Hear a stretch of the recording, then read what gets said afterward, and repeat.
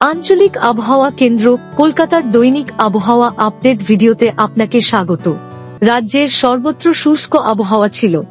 আজ রাজ্যের সবচেয়ে কম সর্বনিম্ন তাপমাত্রা রেকর্ড হয়েছে দক্ষিণবঙ্গের শ্রীনিকেতনে 11.5 ডিগ্রি সেলসিয়াস, উত্তরবঙ্গের সমতল এলাকায় আলিপুর দুয়ারে 9 ডিগ্রি সেলসিয়াস এবং পাহাড়ে দার্জিলিংয়ে 4.6 ডিগ্রি সেলসিয়াস।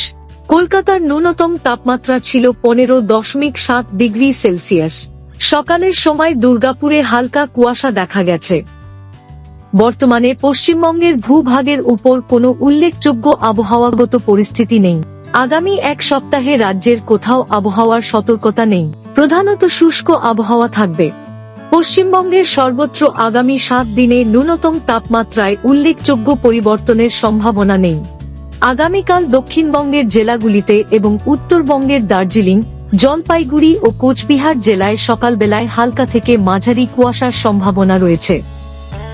আবহাওয়া সম্পর্কিত আরও আপডেটের জন্য আমাদের অফিসিয়াল ওয়েবসাইটটি অনুসরণ করুন।